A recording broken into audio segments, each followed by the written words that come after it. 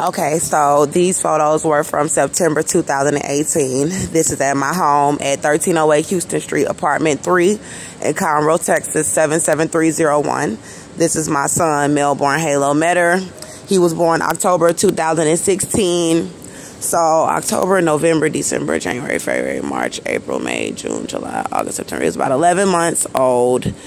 And his father was in prison for assault. Austin John Metter, a white Caucasian male who was abusing me from the beginning of the relationship. And while I was pregnant with Melbourne, before I got pregnant with him, he was abusing me.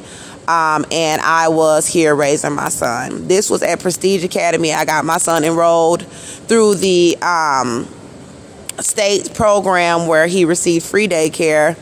As you can see, my son was very well taken care of. I did receive persecution because of my natural hair, even at the location where I was taking him from daycare. And this was a laundry day, so there was no sheets on the bed back at home. And as you can see, he does not have any bruising on his face or body, on either of his eyes, as you can see, because I'm going to show you where the daycare allowed my son to get hurt. I stopped working at the JCPenney because of persecution. They had me crying on the job, being racist to me. I was working harder than any white woman in the company, but yet they felt the need to pick on me day after day after day until I was crying on my lunch break and screaming to God. And I ended up working at the Fairfield Inn at the Marriott, and they were persecuting me there at the Marriott for the same reasonings of being an African-American woman. And I was working harder than any Hispanic woman there. I was working harder than any black woman there. And they still felt the need to constantly nitpick at me. So, as you can see, my son was at home with me a lot of the time. He was very kind of frustrated because he didn't really like going to the daycare. He didn't really like being with strangers. He always liked to be up under me. He was at the point where he was, standing up on his own, still eating good at school. He wasn't really eating that good in the care of the teachers, but he was eating good, like if I was there, and I would breastfeed him. Now, here we are at my house, and I had him on the little holster where I hold him across my chest. He liked that. We were very close. And Austin was still in prison. Austin was in prison since Melbourne was 5 or 6 weeks old because he was being violent. I was still stable in my home. So this was going on about 2 years, going on 3 years, that I had lived in this apartment when I was pregnant with Melbourne. And then here he is growing up in this apartment, this same apartment. So I had stability regardless of what anybody want to say about my bills. My bills were already paid, and I was able to take care of my child. As you can see, he was very happy with his mother.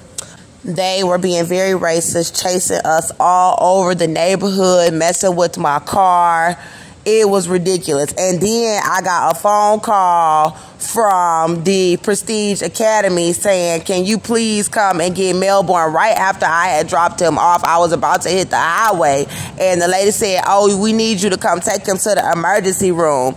And I'm like, okay, what's wrong? She was like, oh, just come quickly. And I show up, and the black woman that was running the place was holding him in her arm, talking about, do you want to see the video? I don't need to see no video. Just give me my baby. And I had to hurry up and take him to the local emergency clinic. They wouldn't take him because he had Medicaid, and then I had to take him to another place where they had to give him liquid stitches. So the place is now called Westwood Academy. They changed the name. It's located on Tamina Road, 1488 in the Woodlands. And as you can see, my baby got the liquid stitch on his eye. He did not behave the same way after I started working. He really did not behave the same way after his eye got hurt. And I ended up taking him out of that daycare, and I ended up staying at home with him because they were persecuting me on the job, and they were being racist, and then they were letting my baby get hurt. So at that point, I was like, hey, I'm gonna just stay at home with my son. My bills were already paid.